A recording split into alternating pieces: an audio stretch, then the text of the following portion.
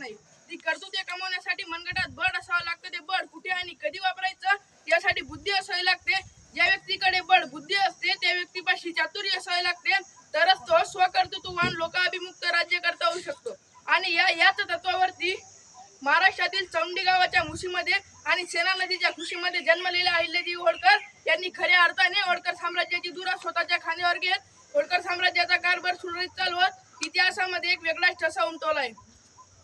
पाठीशी पतीचा आधार नाही, पाठीशी सासऱ्याचा आधार नाही, तरी देखील स्वतःच्या हिमतीवर या अखंड हिंदुस्थानामध्ये नव्हे तर अखंड जगामध्ये 34 वर्ष एका स्त्रीनं राज्य चालवलं। ती एकमेव स्त्री म्हणजे पुण्यश्लोक राजमाता अहिल्यादेवी होळकर।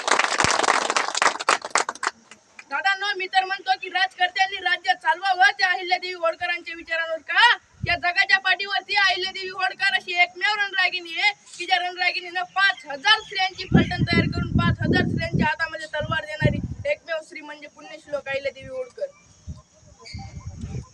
होळकर घराण्यामध्ये पुरुषच नाही, पहिला पती गेला, नंतर आपले वडिलांसमान सासरे गेले, नंतर आपला जन्म दिलेला पोरगा निघून गेला, तरी सुद्धा ती अहिल्याबाई होळकर हातामध्ये शमशार घेऊन ताठ उभी होती। आणि अशाच वेळेस आपल्या सैन्यामध्ये असणाऱ्या एका सैनिकानं किंवा आपल्या सैन्यामध्ये असणाऱ्या एका हिरानं फितुरी केली। त्यानं त्या राघोबा पेशव्याला पत्र पाठवलं आणि त्या पत्रामध्ये लिहिलं की होळकर घराण्यामध्ये आता एकही पुरुष शिल्लक नाही, तुम्ही होळकर घराणं सगळं काबीज करा, हे सगळं होळकर घराणं नुसतं नाबूद करा। अहिल्यादेवी होळकर या सगळ्या साम्राज्याची पताका हाती घेण्याच्या आधी तुम्ही लवकरात लवकर निघून या, असं त्या पेशव्याला या फितुरी करणाऱ्या सैनिकानं पत्र पाठवलं। पण त्या फितुरी करणाऱ्या सैनिकाला त्याला याची जराही जाणीव नव्हती की अहिल्यादेवी होळकर म्हणजे काही साधं काम नव्हतं। अहिल्यादेवी होळकर म्हणजे एक दूरदृष्टी होती, अहिल्यादेवी होळकर म्हणजे एक सर्वस्व होतं। कसं? अहिल्यादेवी होळकर छत्रपती शिवाजी महाराजांच्या विचारांची पाईप होती। कसं? अहिल्यादेवी होळकर राष्ट्रमाता मासाहेब जिजाऊंची लेक होती।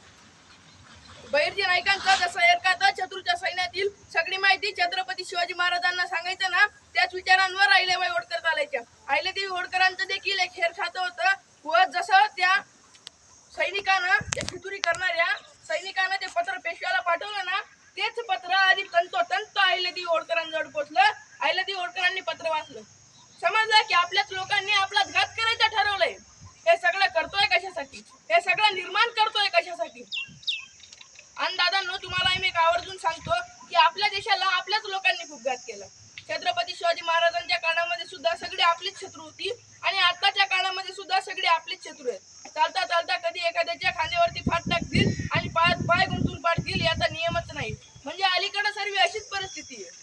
इकडे तर पती निघून गेला आहे, वडिलांसमान सासरे निघून गेले, आपला जन्म दिलेला पोर निघून गेलाय आणि एक स्त्री। अलीकडच्या काळामध्ये लोक म्हणत की स्त्रियांना प्रशिक्षण देणारी वर्ग तयार करेल। मला कळलं ना, स्त्रियांना प्रशिक्षण द्यावं लागलं। एवढी कमजोरी निर्माण झाली स्त्रियांच्या मनगटामध्ये। मात्र ही कमजोरी निर्माण झाली माता भगिनींनो, ती म्हणजे तुम्ही आम्ही मासाहेब जिजाऊ आणि राजमाता अहिल्यादेवी होळकर यांचा विचार आचरणात आणायला कुठेतरी कमी पडतोय, त्यामुळे ही कमजोरी निर्माण झाली। आणि इतक्यात अहिल्यादेवी होळकरांनी पत्र वाचलं, समजलं की आपल्या सैन्यामध्ये असणाऱ्या सैनिकांना फितुरी केली आणि अहिल्यादेवी होळकर काय करावं कळेना। तेवढ्यात तो पेशवा 50,000चं सैन्य घेऊन साम्राज्यावर चालून आणायच्या हिशोबाने तयार झाला होता। आणि तिकडून सरदाराने पत्र पाठवलं होतं की सगळं नुसतं नाबूद झालंय, होळकर घराण्यात एकही पुरुष शिल्लक नाही, तुम्ही लवकरात लवकर निघून हे होळकर घराणं सगळं काबीज करा, हे सगळं साम्राज्य काबीज करा। पण एक स्त्री काय करू शकते? आज स्त्रियांना रणरागिणी का म्हणलं जातं? आज स्त्री सखी राबणी जयती का म्हणलं जातं? आज स्त्रियांना आज स्त्री म्हणजे सर्वस्व का म्हणलं जातं? याचं कारण तुम्हाला सांगतो दादांनो। कारण तो पेशवा 50,000चं सैन्य घेऊन साम्राज्यावर चालून आला होता, तरी देखील माझ्या अहिल्यादेवी होळकर थांबल्या नाही। माझ्या अहिल्यादेवी होळकरांनी 5000 स्त्रियांची फलटण तयार करून 5000 स्त्रियांच्या हातामध्ये तलवार देणारी त्या जगाच्या पाठीवरती एकमेव स्त्री म्हणजे पुण्यश्लोक अहिल्यादेवी होळकर होय। आणि अहिल्यादेवी होळकरांनी त्या पेशव्याला पत्र पाठवलं। त्या पेशव्याला सांगितलं की हे बघ, काही जरी झालं तरी दोघी बाजूनं पराभव तुमचाच आहे। कसं? याचं कारण देखील अहिल्यादेवी होळकरांनी खाली विषयात सांगितलंय। मानसशास्त्र बघा अहिल्यादेवी होळकरांनी, हे मानसशास्त्र आपण कुठेतरी उदयास आणायला कमी पडतोय। हे मानसशास्त्र अहिल्यादेवी होळकरांचे।